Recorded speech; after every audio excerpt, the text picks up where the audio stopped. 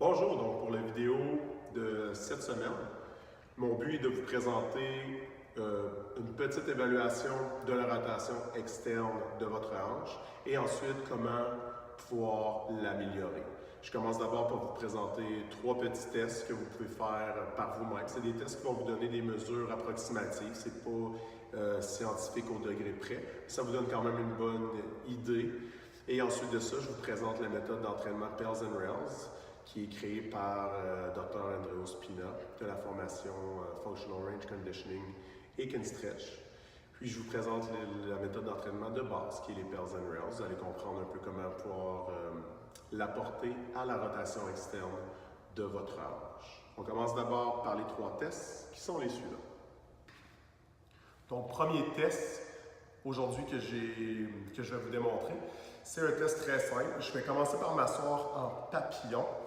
Et je vais former un carré avec les hanches, genoux et talons, donc pas trop près, juste former un carré avec les hanches, genoux et talons. Comme je vais vous montrer la différence gauche-droite pour le bien de la cause aujourd'hui, pour vous montrer comment que mon côté gauche a plus de difficultés que mon côté droit sur les rotations externes au niveau de la hanche, je vais commencer avec le côté gauche. Donc, je garde ma jambe gauche allongée dans cette position-là. Je vais prendre mon talon droit et le glisser sous le genou gauche. Et je vais devoir m'aider pour prendre mon talon gauche et le ramener par-dessus la cuisse droite. Et je ne veux pas forcer. Je veux vraiment que ce soit passif dans mon amplitude passive de mouvement. Et la distance qui se situe entre mon genou et le talon genou le sol va être mon indice entre ma différence de rotation interne et externe. Donc, si je me mets de profil, vous constatez la différence, en fait pas la différence, mais vous constatez la variation d'angle entre mon genou et le sol. Et si je reprends le test de l'autre côté, donc je vais replacer mon pied en papillon, je ramène mon côté droit, mon talon gauche sous le genou droit et je ramène mon talon droit par-dessus le genou gauche et je ne force pas encore une fois. Je m'assure que mes deux ischions, mes deux os des fesses restent complètement en place sur le sol et je ne force pas mon genou pour tricher l'angle, je veux vraiment que ce soit passif. Donc encore une fois, si je me retourne de côté, on voit quand même qu'il y a une bonne différence entre mon côté droit et côté gauche. De toute façon, au niveau des sensations, je le ressens une bonne différence. Donc pour le deuxième test, je vais utiliser une de mes collègues et amies, Robbie, pour faire le test que vous pouvez faire soit en équipe de 2, si vous voulez vraiment l'avoir passif, ou vous pouvez le faire vous-même pour vérifier où ça commence à avoir une certaine tension. Donc ce qu'on veut, c'est garder les deux hanches sur le sol, on ne veut pas tricher, et s'assurer aussi que le fémur reste aligné. Donc je commence par ramener le genou à 90 degrés. Je veux m'assurer une certaine stabilité. Je garde le genou aligné avec la hanche à 90 degrés et talon genou 90 degrés. Donc, si c'est avec un partenaire, je vais simplement prendre le talon et vérifier où la tension commence à arriver. Donc, ici, sans forcer, c'est l'angle passif de rotation externe. Ce qu'on ne veut pas, c'est justement que le genou et le fémur ouvrent pour tricher, ou encore si on constate que le bassin se soulève d'un côté. Donc, si on fait l'exemple ici du côté gauche, sans la restriction à partir ici. Et si on regarde de l'autre côté, donc côté droit, on voit que la tension commence plus proche. Donc on veut que ça reste passif. Donc si Robbie le fait d'elle-même, elle va garder sa main sur le côté de la hanche et la main opposée sur le genou et juste sentir la restriction sans la forcer. Là, on voit qu'elle force un peu pour aller plus loin. Donc, juste dans l'angle où la restriction commence et on revient. Donc, pour le deuxième test de la hanche. Et donc, pour le troisième test au niveau de la rotation externe de la hanche, c'est le même principe que le deuxième, sauf que cette fois-ci, on est en procubitus, donc sur le ventre. Donc, je fléchis le genou à 90 degrés. Ici, je veux m'assurer de garder encore une fois mes deux hanches à plat sur le sol et je fais attention pour ne pas compenser, soit en ouvrant la jambe ou en tournant le tronc. Et je vais simplement laisser tomber. Et quand je sens qu'il y a une tension, c'est l'angle passif. Donc, je ne veux pas le forcer pour voir plus loin. Dès que la tension commence, c'est l'angle passif. Ici, on a le côté gauche. Donc, si Elle y va d'elle-même, tranquillement contrôlée. On voit la tension ici, que les hanches veulent commencer à relever et on revient.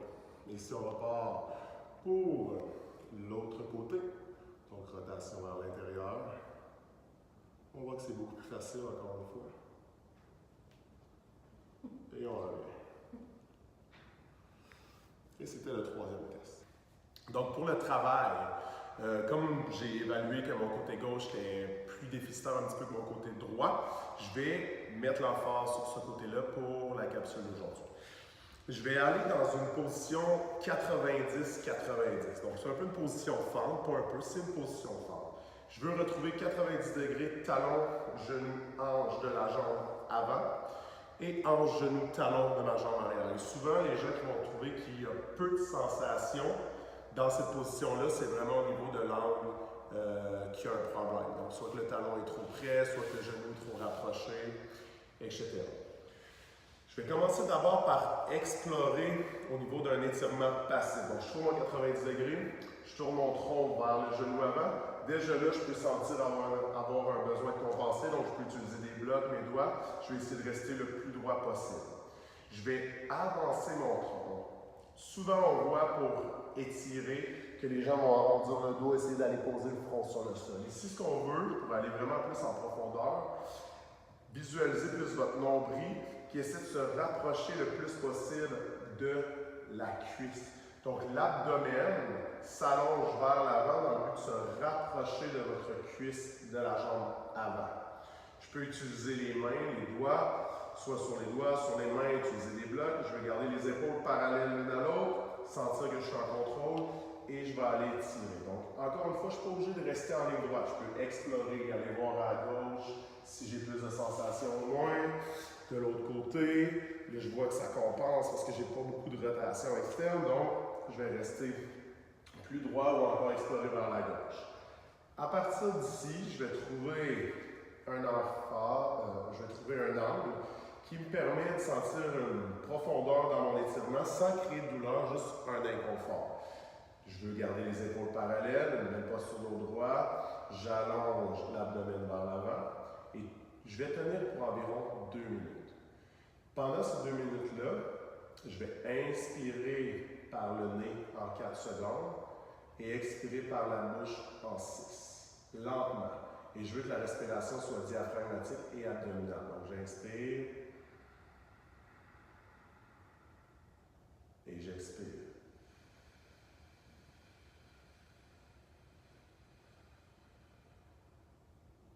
Donc, mon but avec la respiration diaphragmatique, c'est, bien sûr, il y a plein de bénéfices, mais le but ici particulièrement, c'est de me rapprocher du système parasympathique, aider à détendre mon système nerveux pour être capable d'aller un petit peu plus loin aussi dans mon étirement, aller chercher plus d'amplitude passive. Puis pendant les 2 minutes, je peux continuer à avancer. Dès que j'ai moins de sensations, je peux aller chercher. Encore une fois, les sensations, c'est de l'inconfort. Sensations, ça étire, mais pas de douleur. Et ensuite, une fois que les 2 minutes est complétée, on va faire ce qu'eux ont appelé et nomment des PALS. Donc, des Progressive Angular Isometric Load. Ce que ça veut dire, c'est un angle progressif. Donc, mon but, c'est d'étirer un peu comme si je ramène le genou vers ma poitrine. J'agrandis l'angle. Et ce que je veux faire pendant un PALS, c'est d'empêcher ou de forcer contre cet étirement. Donc, si je visualise qu'en vrai, l'étirement, c'est le genou vers la poitrine, je veux empêcher cet étirement-là. Donc, je vais pousser mon genou et mon talon contre le sol. Et je mets une pression comme si je force pour passer à travers le sol, sans encore une fois faire de compromis sur ma posture. Donc, je garde un dos droit, les épaules parallèles l'une à l'autre, et je vais pousser mon genou et mon talon contre le sol avec ma jambe arrière. Je pousse, je commence à 50%. Ma jambe arrière, mon genou, encore une fois, pousse un peu vers le sol et un peu aussi comme si j'essaie d'aller vers l'arrière, mais en résistant contre le sol. Donc, je suis en isométrie, je pousse mon genou un peu contre le sol et vers l'arrière pour activer toute la partie de ma jambe arrière. Et je suis à 50%. Ensuite, 60%, 70%, 80%. Et je monte ça tranquillement jusqu'à 100%. 100% de votre maximum sécuritaire. Donc, je sens que je suis quand même en contrôle. Une fois que j'ai le 100%, je peux continuer à garder les mains ou venir serrer les mains ensemble ou les poings de chaque côté tant que le reste du corps est contracté et je pousse le plus fort possible sans faire de compromis sur ma posture pour 10 secondes. Le plus fort possible, j'essaie encore une fois de passer la jambe à travers le sol, le genou à travers le sol et la jambe vers l'arrière, toujours en isométrie. Une fois que ça c'est fait, j'ai mon amplitude max, j'ai tenu mon 10 secondes, je prends une petite pause où je suis, j'inspire. Et là, mon but, c'est mon rails, donc l'angle qui régresse. Donc, je peux diminuer l'angle. Encore une fois, c'est comme si je veux ramener mon genou vers ma poitrine. Donc, c'est comme si je force pour ramener vers moi en isométrie et je vais fermer l'angle. Donc, me rapprocher encore plus près. J'inspire, soit avec les mains, soit en cable grip, soit les poings vers l'arrière. J'essaie de lever ma jambe vers moi et j'allonge le plus possible vers l'avant. Et là, encore une fois, je pousse le plus fort possible pour un bon 10 à 30 secondes. Et je continue à essayer de tirer vers moi, à fermer l'angle, rester dos droit, la jambe est toujours en contact sur le sol. Et je vous dis, ça se peut que ça soit quand même assez désagréable, ça se peut que ça crampe. Si ça crampe, on veut rester dans la posture. Et une fois que le 10 secondes est fait, on inspire et on tient la peau. Et à partir de là, on va rester pour un 30 secondes à 1 minute dans la nouvelle amplitude qu'on a réussi à atteindre. Respirez dedans par le nez, par l'abdomen, restez calme. Et on peut répéter de 1 à 3 fois pour monsieur et madame tout le monde. Si vous êtes un athlète qui nécessite vraiment une plus grande rotation externe, peu importe la discipline, vous pouvez aller jusqu'à 5 fois et plus, dépendamment de ce que vous faites. Donc, après avoir fait l'exercice, je vais le faire présentement à 3 répétitions. Donc, j'ai tenu le 2 minutes passif, j'ai exploré un peu les angles. Ensuite, le pels, donc j'essaie de retenir un peu l'étirement. En vrai, je mets une force en isométrie, comme si j'essaie de passer à travers le sol. Et le rails, là où j'essaie de fermer l'angle et d'augmenter l'étirement, donc comme si j'essaie de ramener le genou et le talon vers moi en fermant l'angle pour 10 secondes. Après l'avoir fait 3 fois, on va juste retester. Et là, les résultats que vous voyez là, c'est un peu, on vient truquer un peu le système nerveux. On vient travailler cet entraînement-là. Vous allez voir quand même une différence. L'affaire est que ce n'est pas des résultats qui sont permanents après une fois. Pour avoir des résultats, c'est un entraînement comme n'importe quel entraînement, ça nécessite plusieurs fois semaine. Et mon but, c'est qu'à froid, quand vous vous levez le matin, pas besoin d'échauffement, vous retrouvez cette mobilité-là. Pas besoin d'avoir une classe où on s'échauffe pour le faire, puis que là, après un certain temps d'échauffement, de mouvement, là, on retrouve cette amplitude-là. Le but de cette méthode-là, c'est vraiment que votre système nerveux développe une carte neurologique qui reconnaît cette amplitude-là et qui soit fonctionnelle dedans. D'où le mouvement vraiment entraînement fonctionnel. Donc, ma jambe gauche, je garde mon carré, je viens placer mon talon droit sous le genou gauche, je ramène mon talon gauche par-dessus le genou droit et je reste passif. Donc, encore une fois, la différence ici, dans l'angle que j'ai ici, si je retourne de côté cette fois, et je force rien. Donc, j'ai vraiment gagné une bonne différence en degrés.